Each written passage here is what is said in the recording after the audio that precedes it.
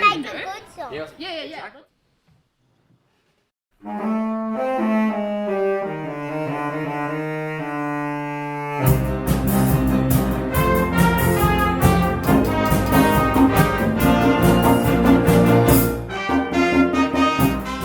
In my school centenary, I wanted to give back to the place that has nurtured my interests in the performing arts.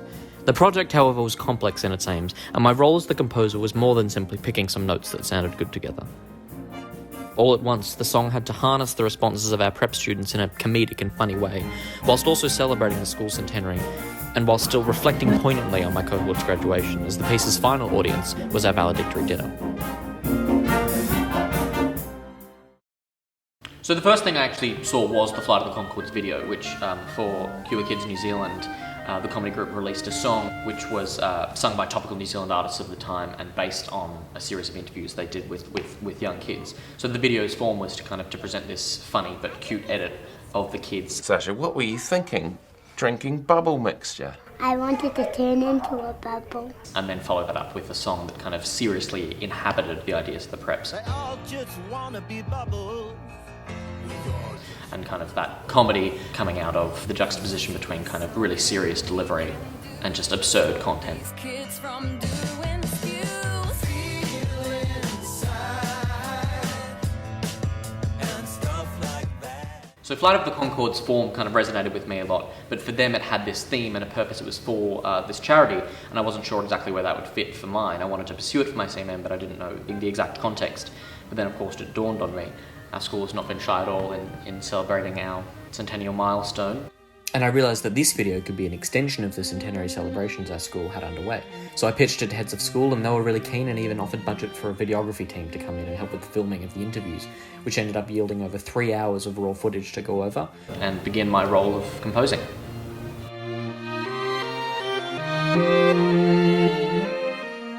So the first thing I came up with was this kind of sentimental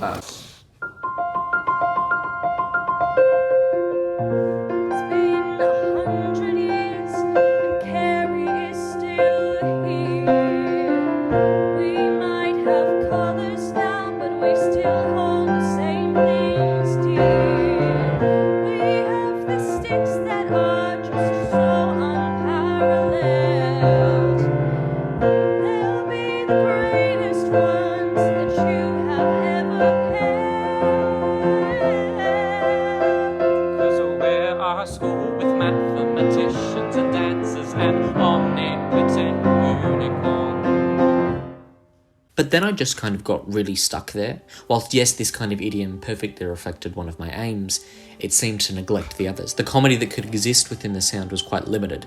So I looked again at my stimulus material and noticed that Flight of the Conchords had realised their comedy through cliches of the pop industry. By filming in a studio and getting in those topical New Zealand pop stars, they could satirise their own cliche. So I looked at how I knew how to make comedy, and that is generally through musical theatre. So it was at that point that I decided to really reimagine the whole project and introduce a narrative aspect into the song. However, this of course made my aims even more complex. In making the song also a musical theatre sequence as well as based off the preps, the music has to now also have characters to sing the song and characters to kind of be the audience of the song, as well as often match what is happening cinematically. So the music has to be composed in tandem with some kind of cinematic sequence in mind. So eventually I arrived at the idea of 2 new students, who our school captains were ironically casted as, being shown around the school and sung to about why our school centenary is something which we should celebrate. Now, to match this complete change in concept and tone and the extension of the piece's aims, I needed to look at a new musical idiom. And so I came up with this.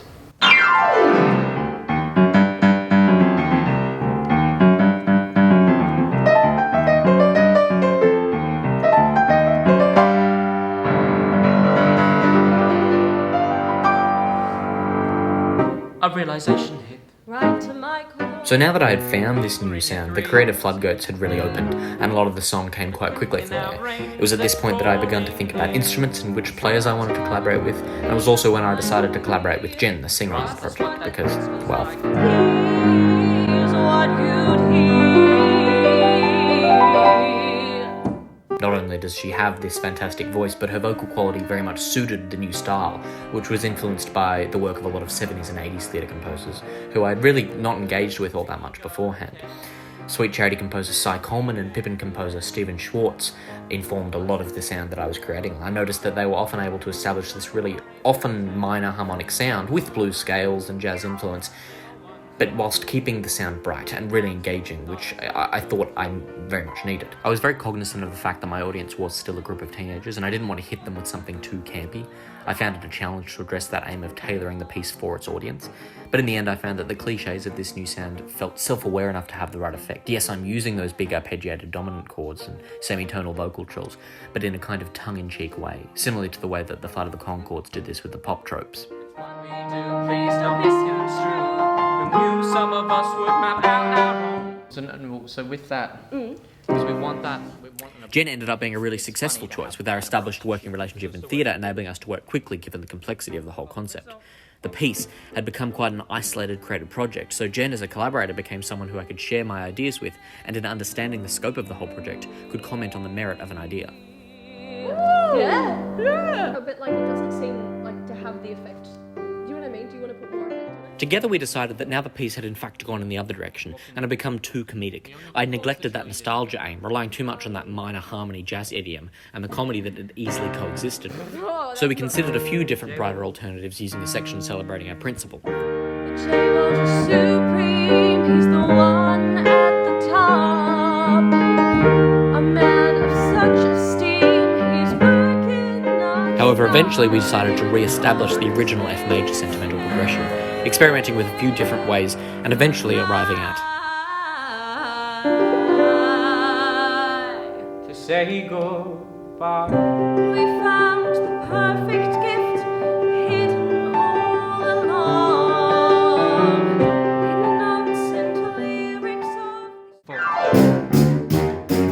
of. So with the fully written song, it came time to orchestrate. I scored for winds, strings and a rhythm section, which I used to strategically brighten the sound with high wind lines and playful conga parts, for example.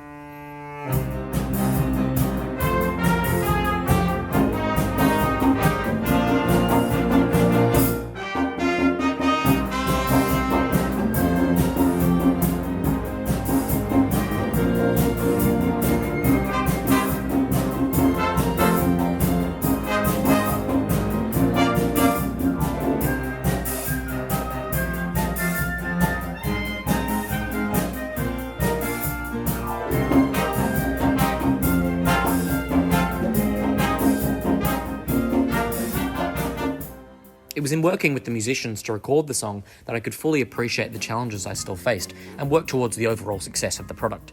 Being the first time I really experienced the project externally, I realised that the idioms I developed were quite successful, but encountered challenges in the playability of the score. It's not plug in, so those would just be swapped. That would be a hell of a Everything. As a string player, I could ensure the string lines to be idiomatic, but my brass lines were overly ambitious in terms of range and endurance, and my woodwind writing wasn't completely idiomatic. I had arranged a kind of trio for bass clarinet, clarinet and flute, but when it came time to record, I realised that my use of the bass clarinet was much too high. I would have been better off using a bassoon, which would sit more comfortably in that baritone range I wanted to fill. What I conceived as self-contained wind trio passages ended up sounding like flute or clarinet solos, which still sounded good, but not quite to the effect I had intended. In retrospect, I should have had a player doubling on bass clarinet and clarinet. After airing the video, I believe that I realised my vision quite successfully. The comedy was received really positively, with our departing reverend pretending to play a variety of instruments, receiving particularly positive responses. The more sentimental passages had the desired nostalgic effect, and a musical reference to our school song conveyed both a sense of reflection and centennial pride. After filming the whole sequence, I was also able to see that the music and film came together really well. In the end, I was really proud of what I was able to achieve and was grateful for the unconditional support of all my collaborators, right down to the youngest little prep students. That's a cloth. And these are whiteboard markers. So without further ado, please enjoy an excerpt, without the interviews, of what aired at our valedictory celebrations. You guys like it here? Yeah, it's great. We've got really good sticks here. Yeah. Oh my god, I love sparkly purple. Where did you get that from? How old are you guys? 31. But do you know how old the school is? 100? God, she's good. Okay, but like, who cares? It's just a school. Yeah, but it's scary. Yeah, but like, what can be so good about a school?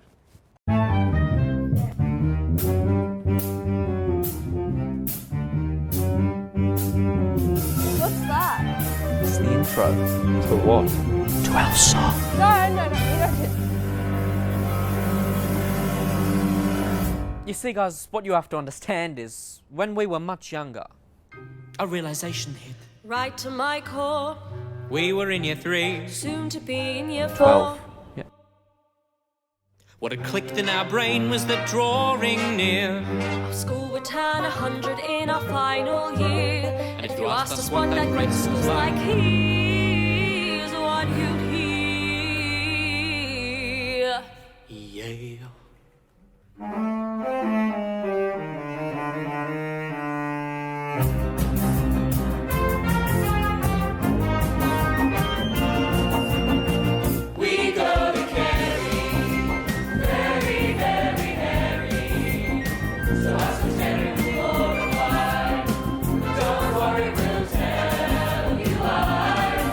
We've got little ones who are sociable, but our school colours are negotiable. We love our stuff, but if you're 99, get out the door, 'cause 100's the line. In a world of chaos, Things askew. it's scary whose discipline stands Tall and true.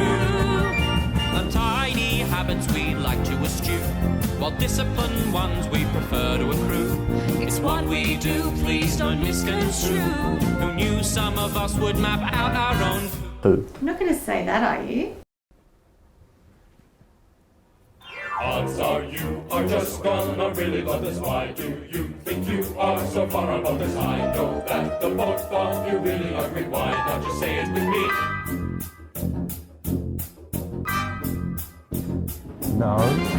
In light of all of this, we thought we'd return all that you've done for us, all that we've learned. We considered a cake to splat on your eye, Or cat, No. or unicorn to say goodbye. We thought about parrots and a poisonous snake, but this menagerie would leave some words free. We go to Kerry, where we'll play the ukulele, and you know what they say, that there's a flight will go away. And all these wondrous things, thanks to none other than the endeavours, works and efforts of one man. Here's our mother hen, our little domestic chicken. A gallinaceous man. When his contract started here, our pulses began to quicken. He is the perfect man. Make sure to follow his Instagram. He is our tree head, the best thing we've seen since sliced bread. Although a century less, our school was colourless. We're not quite the same, carrying a black and white. Now let me take a moment to emphasize the significance of the spiritual compromise. Other pupils with their sight constrained and a chromatic deficiency, their eyes are strained. In this grayscale spectrum, people was contentious, remains a matter of debate lacking in consent. But I need to stipulate how this constrained perception was not like a vision, you see that's a misconception. That closest way to make this come up if I turn off the lights and near the sofa. The blind is blind, this is surely a rule. And when I say a word great, you can tell me you agree. So we go to Kerry. Yeah. We go to Kerry.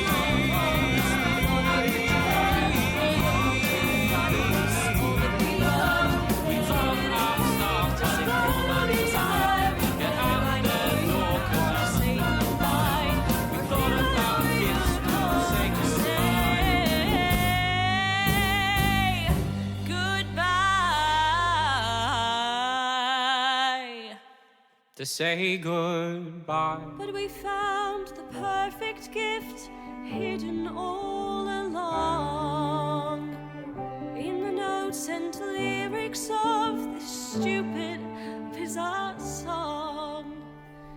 It tells the story of our school centenary